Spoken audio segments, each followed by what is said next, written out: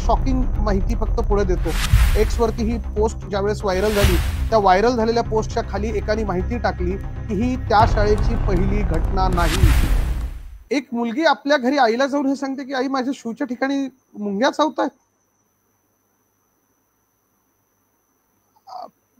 मी निशब्द असतो सर अशा अशा अशा गोष्टींच्या वेळेस की ही घटना घडते आणि त्याच्यावरती कुठे वाच्यता नाही. 12 तारखेला 13 तारखेला घटना घडली आणि त्या 12-13 तारखेला घडलेल्या घटनेपर्यंत 16 तारखेपर्यंत तिच्यावरती FIR होत नाही. 12-12 तास एका लहान मुलीला तिच्या आजोबांना, आई वडील मला माहित नाही होते की नाही, पण आजोबा 110% त्या नाती बरोबर होते. ते तिला घेऊन दवाखान्यात गेले.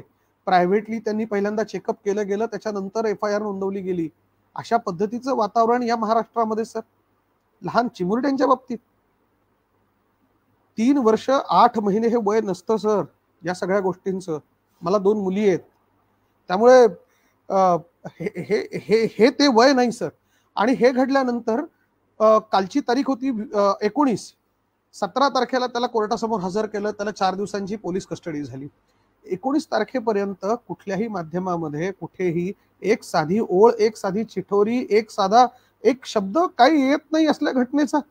मग ती जी माहिती मिळाली, ती माहिती मला असं वाटलं की इट इज बेटर की when the media is not with you then go with the social media.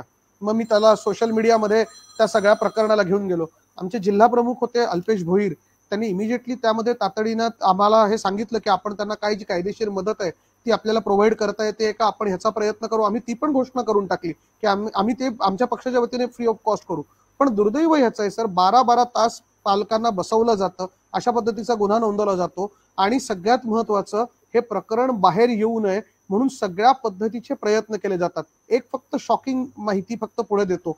X वरती ही पोस्ट ज्यावेळेस व्हायरल झाली, त्या व्हायरल झालेल्या पोस्टच्या खाली एकाने माहिती टाकली की ही त्या शाळेची पहिली घटना नाही. यापूर्वी काही वर्षांपूर्वी त्या शाळेमध्ये जी बस होती, त्या बसचा जो त्या बसमध्ये जी माणसं असतात, लहान मुलांना घेऊन आणणारी आणि नेऊन सोडणारी, तर तशा बलात्काराची घटना झालेली आहे लहान मुलीच्या आणि त्याच्यामध्ये चौकशी सुद्धा नेमली गेली होती.